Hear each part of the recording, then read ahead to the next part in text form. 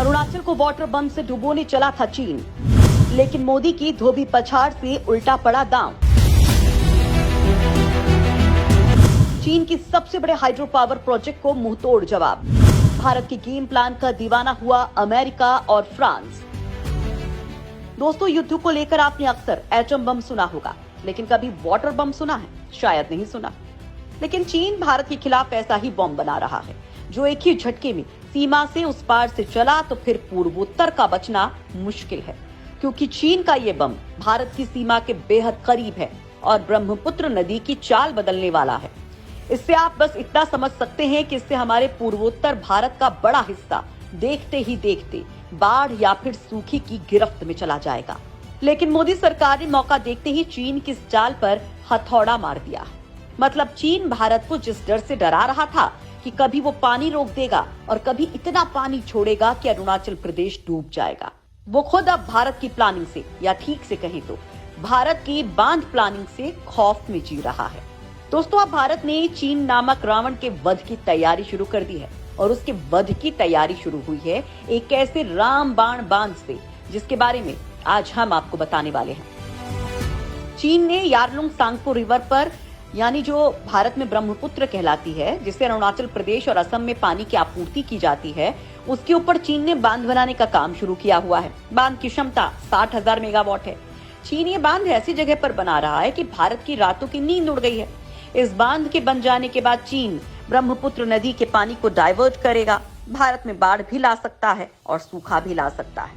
अगर चीन इस नदी में तेजी से पानी छोड़ता है तो असम और अरुणाचल प्रदेश में बाढ़ आ जाती, और अगर इस बहाव को रोक देता है तो अरुणाचल प्रदेश और असम में कुछ समय में सूखा पड़ने लग जाता, क्योंकि ब्रह्मपुत्र नदी ही यहाँ के पानी का मेन सोर्स है। यहाँ के किसान सिंचाई के लिए भी इसी पर निर्भर करते हैं। भारत को डर था कि चीन राजनीतिक तौर पर इसका इस्तेमाल करेगा और भारत चीन के जाल में फंस जाएगा, लेकिन भारत ने अब सारी बाजी पलट दी है और अब भारत चीन से नहीं बल्कि चीन भारत से डर रहा है, क्योंकि भारत ने चीन का प्लान फ्लॉप कर दिया है। और इसका ये मतलब है कि इतना पैसा चीन ने जो लगाया इस बांध को बनाने पर, वो अब इस नदी में बह जाने वाला है। चीन अब इस बांध का फायदा बस अपने देश को दे सकता है, मगर भारत का अरुणाचल प्रदेश या असम का कुछ नहीं बिगाड़ सकता। चलिए आपको बताते हैं कि भारत ने क्या पलटवार किया है और ये पलटवार कितना मजबूत है। भारत ने अब चीन के इस डैम प्रोजेक्ट के मेन ऑब्जेक्टिव्स को हासिल करने के पीछे एक ऐसा रोड़ा अटका दिया है कि चीन चाह कर भी उसे रास्ते से हटा नहीं सकता। भारत ने अरुणाचल प्रदेश के लोअर दिबांग वैली में बांध बनाने की मंजूरी दे दी है और ये बांध चीन के बॉर्डर से लगता हुआ ही है। ब्रह्मपुत्र की ही एक उपनदी दिबांग पर यह बांध बनाया जाएगा।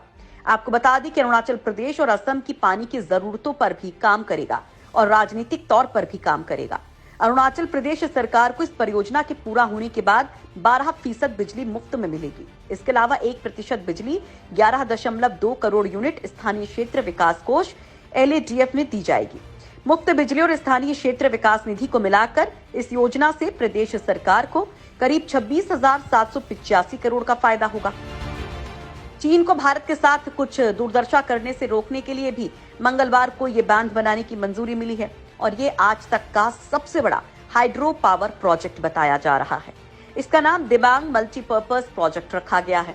कहते हैं कि जियोपॉलिटिक्स में सबसे पहले जियोग्राफी आती है और उसके बाद पॉलिटिक्स, यानी कि आपका भूगोल तय करेगा कि आपकी नीति और राजनीति क्या होगी।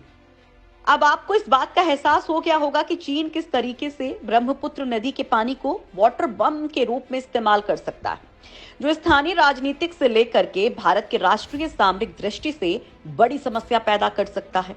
अपर रिपेरियन स्टेट, यानी वो देश जहां से ऊपर की तरफ से नदी बहती हुई आती है, इसका एडवांटेज तो चीन के पास है, लेकिन भारत भूगोल की शक्ति से संपन्न है। दरअसल अगर आंकड़ों पर गौर करें तो जहां गर्मियों में ब्रह्मपुत्र के जलस्तर में बड़ा हिस्सा तिब्बत के ग्लेशियर का पानी है, तो वहीं 9 महीनों से ज्यादा में हालात भारत के पक्ष में नजर आते हैं।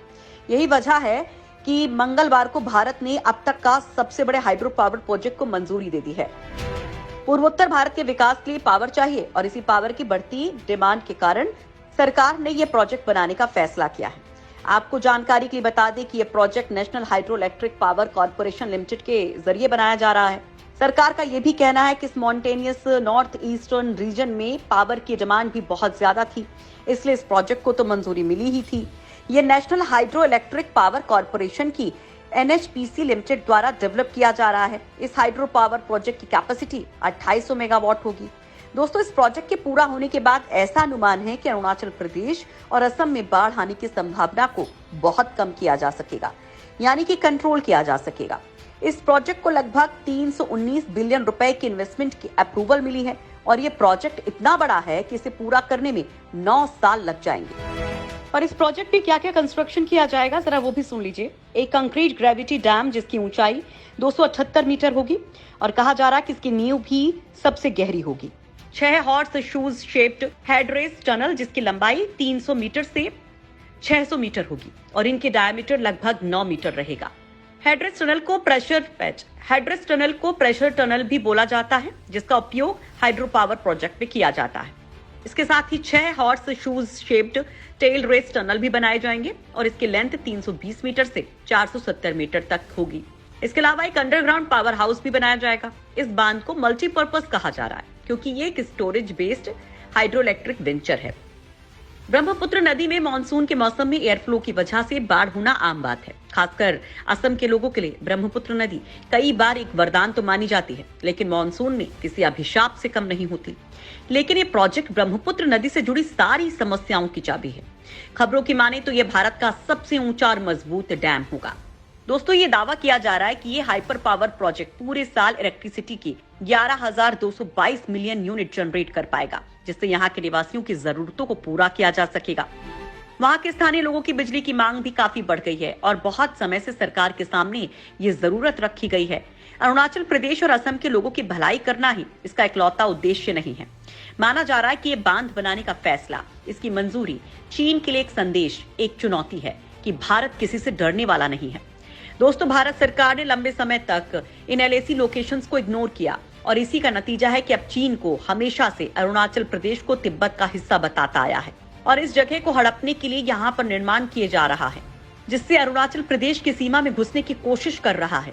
मगर अब यहाँ भारत सरकार ने भी निर्माण शुरू कर दिए हैं, जिसकी वजह से स्थानीय लोगों के बाढ़ का डर भी खत्म होने लगा और चाइना द्वारा यहाँ की परिस्थितियों को कंट्रोल करने का डर भी अब खत्म होने लगा है।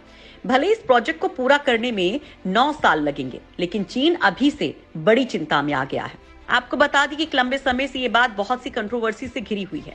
जनवरी 31, 2008 को पूर्व प्रधानमंत्री डॉक्टर मनमोहन सिंह द्वारा इसकी नींव रखी गई थी, लेकिन इसमें कोई भी प्रोग्रेस नहीं हो पाया क्योंकि ट्राइबल पॉपुलेशन इस प्रोजेक्ट के खिलाफ थी। उनका कहना था कि इससे कम्युनिटी लैंड्स छीन ली जाएंगी, कम्युनिटी लैंड के जंगलों की कटाई की जाएगी और विस्थापन किया जाएगा, इसलिए उन्हें मंजूर नहीं था। ऐसे विरोध के बाद इंटरनेशनल ऑर्गेनाइजेशन भी इसमें इंटरफेयर करने लगा क्योंकि इससे बायोडाइवर्सिटी रिच हिमालयन जोन को बहुत ज्यादा नुकसान होने वाला था।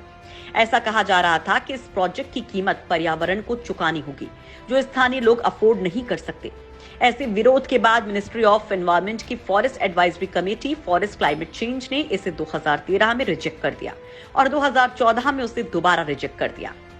यहाँ के लोगों का विरोध इस बात को लेकर भी था कि प्रोजेक्ट की वजह से यहाँ रह रही ईदू मिश्मी ट्राइब के बहुत से मेंबर्स को उनकी कम्युनिटी लैंड से हटा दिया जाएगा और साथ ही उनकी चावल की खेती और फॉरेस्ट लैंड जिनकी वजह से उन्हें रोजी रोटी मिलती है वो भी खत्म कर दिए जाएंगे।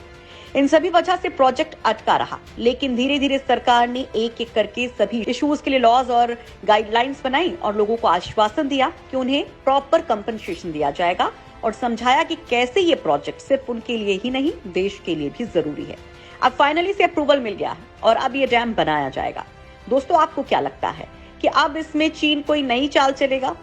चीन क्या अपने इरादों में कामयाब हो पाएगा या मुंह की खाएगा? कमेंट करके जरूर बताइए और वीडियो को लाइक और शेयर भी जरूर कीजिए। जय हिंद।